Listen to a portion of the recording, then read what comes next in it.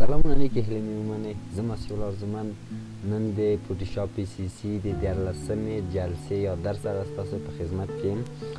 موږ فوتوشاپ PCC را پیل کړی و او نن 14مې جلسې ته رسېدلي یو. نو انشاءالله نن به موږ په یو ډېره مهمه او اهمه موضوع باندې خبرې وکړو.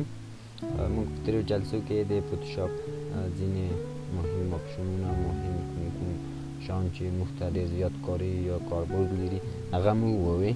نو نن غواړم په یو داسې موضوع باندې خبرې وکړم چې په تېرو جلسو کې موږ زیات یادونه هغو ته نه وه کړې او مهم وو، ځکه مې وغوښتل چې نن په دې باندې تاسو ته یو څه معلومات درکړم.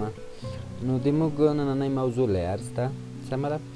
په تېرو درسو کې موږ لیرو یعنې هېڅ داسې درس به موږ تر اوسه نه وي تېر شوی د لومړۍ جلسې نه تر دغې 12مې 14مې جلسې پورې چې په هغو کې به موږ لیرو نه استفاده نه وي کړې. نو مهمه موضوع ده. پیل کوئ. ټولو نه د مخکې یو تصویر رااخلم. تصویر یم یو نوی پروجیکټ، نو هغه چې هر شی تاسو جوړوئ، هر شی تاسو مربوط وي په هغو کې کار کوئ. نو زه یو تصویر رااخلم، یو تصویر تر څو پورې د دغو موضوع سره یو څه برابر وي. دا تصویر سمه ده.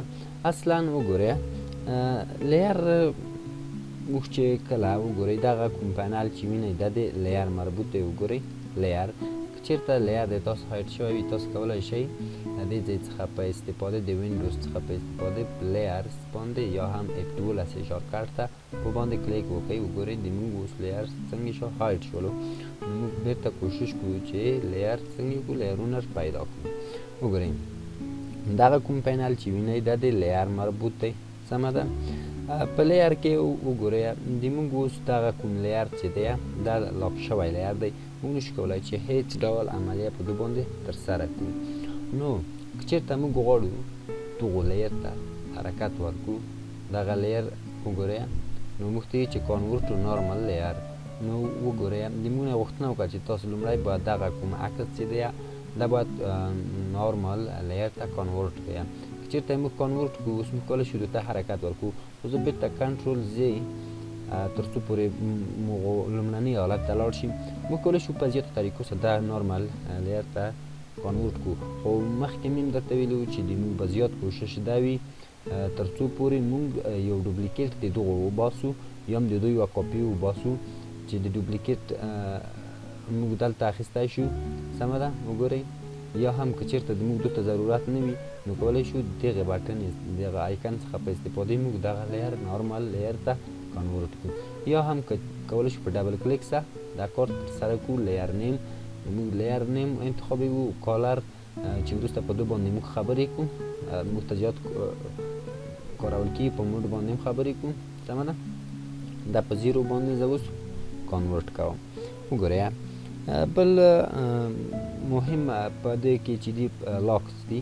په دې لاکونو کې یا قلفونو کې موږ په کوم حالاتو کې کار کړلی شو. وګورئ زه لومړی رسمه یو نوی لیر راخلم. نوی لیر طریقه خو ما درته ښودلې وه چې د دې څخه په استفادې د دې آیکن څخه په استفادې موږ نوی لیر راخیستلی شو.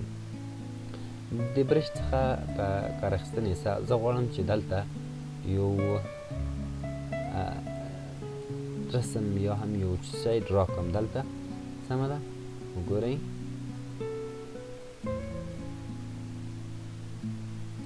سمه ده.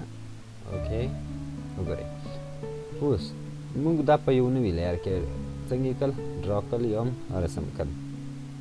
که چېرته موږ اوس په لاک ټرانسپارنټ کې باندې کلیک وکړو. وګورئ نو موږ دا صرف د دغو دپاره کول کېږي. ګورئ په لیر کې صرف خالي پیکسل ځایونه چې دي هغه برش یا ایډیټینګ په هغو کې موږ څه کولی شو. سمه ده.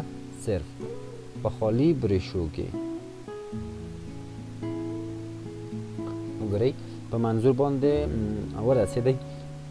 مطلب داسې دی چې کوم پیکسلونه د دغو لیر خالي دي که چېرته موږ د لاک کو ټرانسپیرنټ باندې لاک کو نو هغه پیکسلونه چې خالی دي هغه پیکسلونه موږ څنګه کله لاک هم کله په هغو باندې موږ ایډیټینګ یا یو څه نشو جوړولی یا ایډیټ په هغو باندې نشو کولی. وګورئ دا موږ اوس لاک کړو،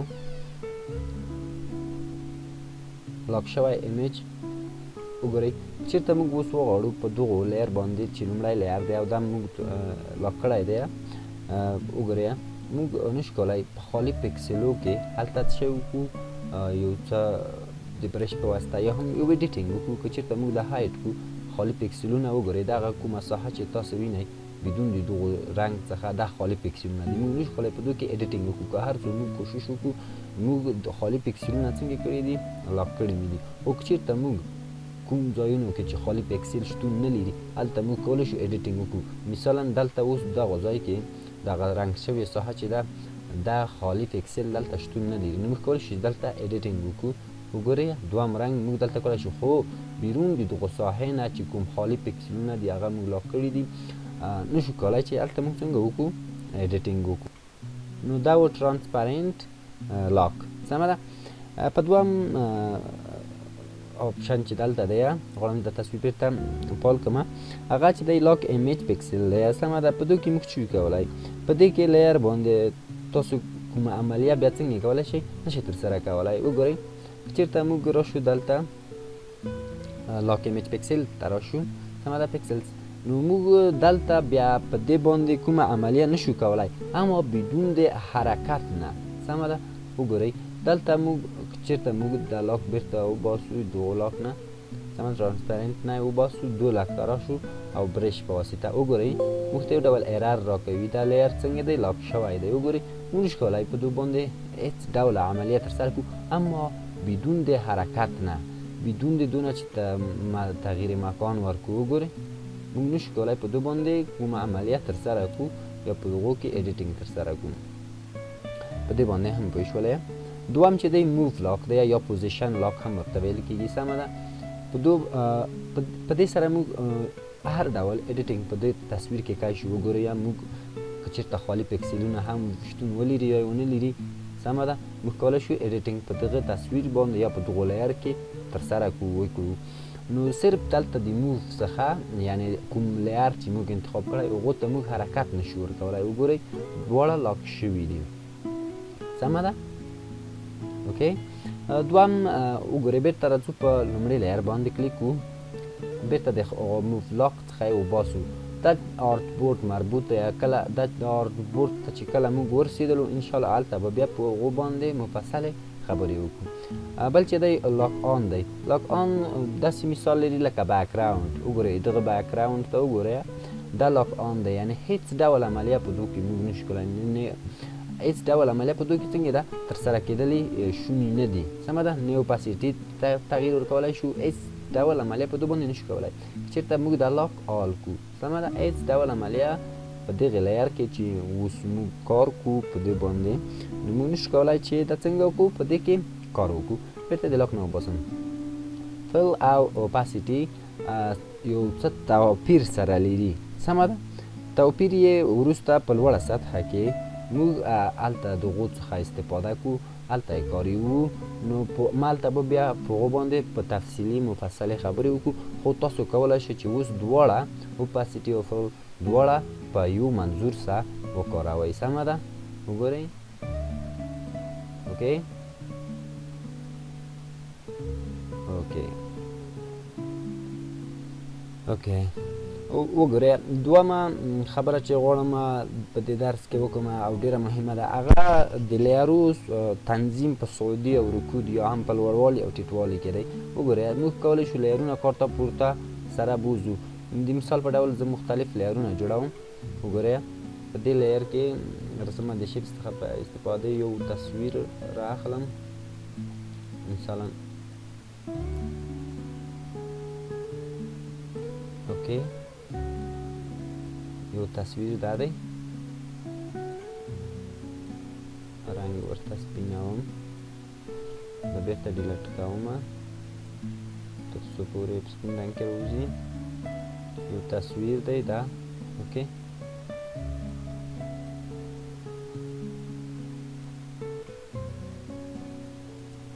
کولی شئ رنګ له دې ځای څخه ورته تغییر کړئ. خو وګورئ زه غواړم چې خو د خالي یو څو هندسي شکلونو څخه استفاده وکړم د دایرې یا لیفت څخه شیفت بټن پلاس د ماوس ته کوم حرکت چې ورکوي یو دا شکل دی سمه ده. وګورئ بل شکل هم په دوام لیر په دو لیر باسمه رنګ ورته تغییرومه.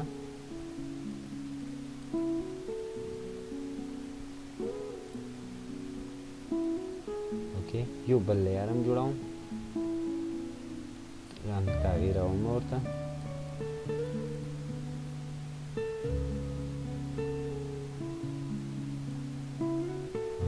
وګورئ موږ ووی چې آیا ترتیب د لیارو مهم دی که مهم نه دی؟ هو ترتیب د لیارو ډیر مهم دی. وګورئ موږ غواړو چې دغه کوم لیر چې دی دا د ټولو پاس راشي، یعنی د دغو لیر دغه کومه د لاندنۍ برخه چې ده وګورئ دغه کومه برخه چې په دوو لیارو کې د لاندې راغلې غواړو چې دغه برخه څنګه کړو پورته د دوو لیارونه راولو. نو په دې خاطر ترتیب د لیارو څنګه دی مهم دی. لومړی لیر دلته انتخابوي، کولی شئ چې لیر دلته هم انتخاب کړئ. که دلته اوس وګورئ په دې ښی کلیک چې کله زه وکړم نو دلته راځي چې کوم لیر انتخابوي د لیارو نومونه راغلي وي بیکګراوند، یعنی دلته کوم کلیک چې په کومه ساحه کې موږ کړی دی دوه لیارونه شتون لري چې سر په سر دی. یو چې دی د لیفت لیر دی چې دغه کوم شکل چې دی دا دی، دوم چې دی بیکګراوند دی سمه ده بیکګراوند دغه کوم شاته لیر چې دی. وګورئ که دلته زه کلیک وکړم څلور لیرونه به دلته راځي.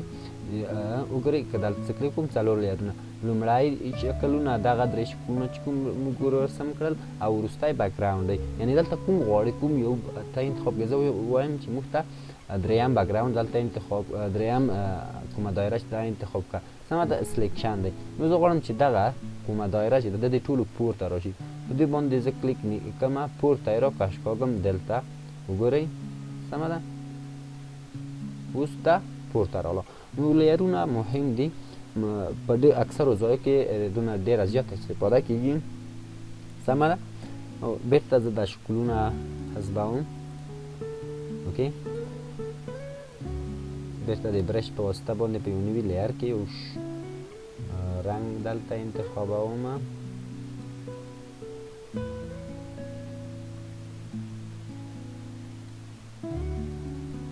کنټرول زی او اضافه. اوکې وګورئ دومه موضوع چې ډېره مهمه موضوع ده هغه د بلنډینګ دی سمه ده. اصلا بلنډینګ کومه ساحه چې ده د هغه په فوتوشاپ او الستریټور دواړو کې شتون لري، خو تر ټولو نه زیاته استفاده یې په فوتوشاپ کې ده او ډېره مفیده او ګټور را استفاده د دونه کېدای شي. بلنډینګ موږ دغو ساحې ته ویل کېږي سمه ده. په دو کې مختلف آپشنونه شته دي چې په مختلفو طریقو سره مختلفو رنګو سره کار کا سمه ده. اصلا بلنډینګ موډ تابع د رنګ دی، اکثرا آپشنونه تابع د رنګ دي، ګورئ ټول نه اکثرا آپشنونه څنګه تابع د رنګ دي سمه ده. چې ځینې چې مهم دي په هغو باندې به خبره کوسه او هغه اساسي مفهوم چې دی داسې دی. مثالا وګورئ دا اوس په نورمال حالت کې که دلته زیات لیرونه شتون ولري یعنی هغه لومړی لیر تر ټولو نه پورته لیر د ښکتني لیر سره چې بیکګراوند لیر سره دو سره یو ډول میکس کا دو سره یو ډول یو بل سره مخلوط کیوي سمه ده. نو په دې خاطر موږ د بلنډینګ موډ څخه استفاده کوو تر څو پورې ټول لیرونه یو د بل سره مخلوط کړو د هغو نه یو استفاده وکړو تر څو پورې موږ ته په ډیزاین کې ګټور شي. تر ټولو نه لومړی چې موږ په بلنډینګ موډ کې بیا یو ډیزولف دی سمه ده. وګورئ یو نورمال دی بل چې دی ډیزولف دی. اصلا ډیزولف د څه شي دپاره کارول کېږي؟ وګورئ دا که چېرته موږ دو ته موو وکړو یا حرکت ورکړو وګورئ دا خپل هغه شکل ته تغییر ورکوي، نو ځکه موږ ویلی شو چې دا تابع د رنګ دي سمه ده. وګورئ دا فرقه که چېرته موږ دغه شکل په یو بل تصویر کې واچوو وګورئ مثلا یو بل تصویر اخلم دا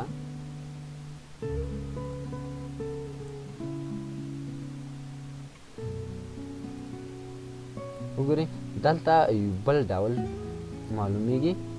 وګورئ سمه ده.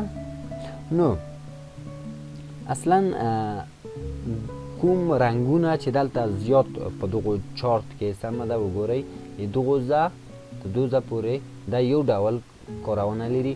دغو خط نه چې کوم دی دغه چارت دا بل ډول کارونه لري چې په هر یو به موږ انشاءالله تفصیلي ډول وګورئ. اوس بېرته لومړی تصویر ته راځم.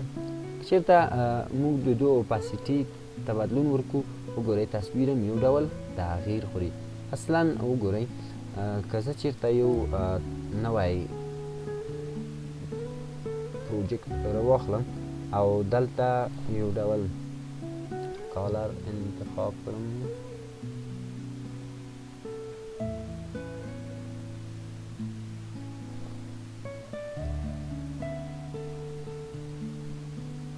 سمه ده.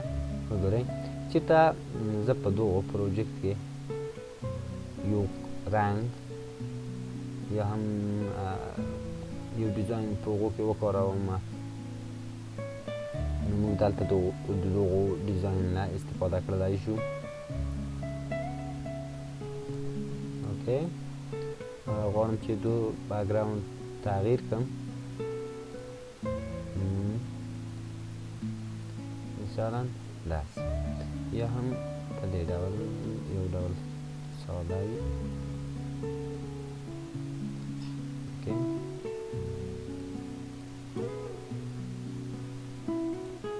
دم دلته راوړو. وګورئ اوس غواړم دو اوپاسیټي څنګه کم کمه کړم. اوکې تر دغه حده پورې سمه ده. د ځینو بیکګراونډو شاته شاید تاسو داسې یو څه لیدلي وي. نو که چېرته موږ غواړو چې داسې یو تصویر جوړ کړو یا داسې یو بیکګراونډ جوړ کړو چې شاته یو ډول خف کوم هغه چې دي پکسلونه کار شوي وي یا په هغو کې کوم شیپونه کار شوي وي هغه بیا داسې ډېر سخت جوړي. نو سمه ده نو موږ به کوشش کوو چې د دغه تخنیکو څخه په استفاده کار وکړو یا کار ترېنه واخلو. دا په سلیکشن کې هم ډېر زیات کارول کېږي. که چېرته موږ وګورئ سلیکټ وکړو کومه ساحه چې دلته ده دا موږ څه کړله سلیکټ کړله او د دغو ساحې نه موږ ډوپلیکیټ اخیستلی شو. وګورئ چېرته زه دا هایټ کړم د دغو ساحې نه موږ څنګه وکړلو یو ډوپلیکیټ واخیستلو. نو زه غواړم چې دا بېرته ډیلیټ کړم.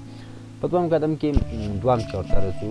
ډراکین دی. وګورئ اصلا ډراکین چې دی دا د تور رنګ څخه کېوي پاتې شي نور هر ډول رنګ یا سپین رنګ دی څنګه شي هایټ شي.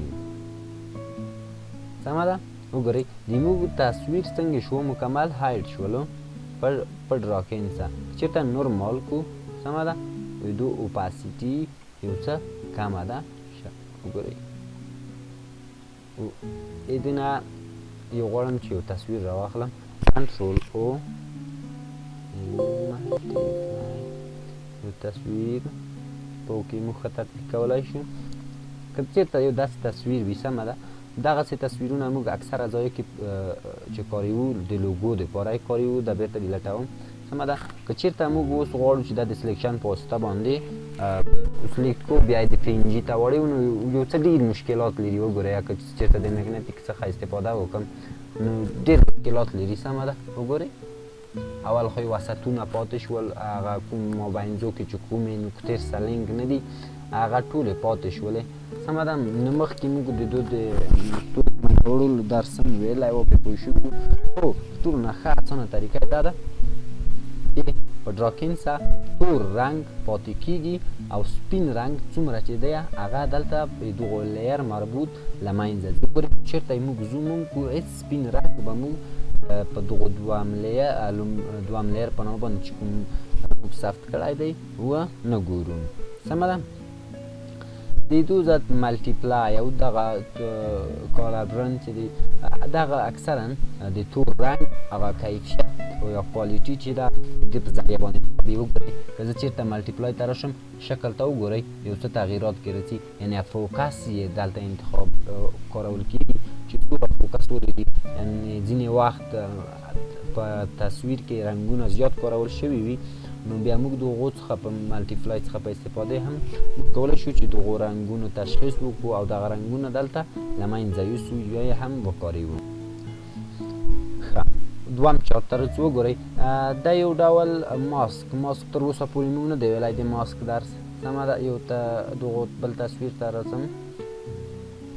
کنټرول 0 اوکې.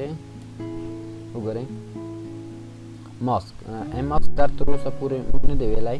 نو دغه دومه کومه خانه چې ده دا تقریبا ماسک توره ده چې وروسته یې موږ وایو دا چې دی تور رنګ له منځه وړي او سپین پاتې کېږي، یعنې ضد د دغو دی.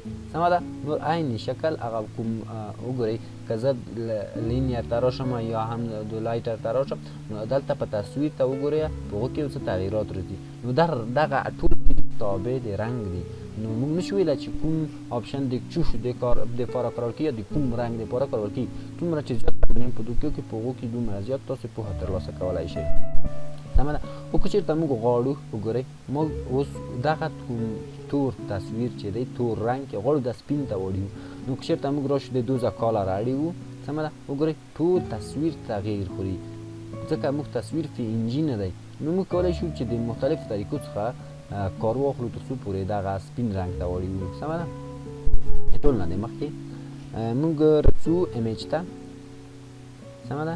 په ایمیج کې رسو هغه ته اډجسټمنټ ته او وروسته بیا موږ کلیک کړو په انورټ باندې. سمه ده. په د انورټ چې شارکټ یم کنټرول آی دی کولی شو کار واخلو. وګورئ اوس یو ډول ماسک شو، یعنې تور رنګ یې سپین ته وړو، سپین یې تور ته وړو.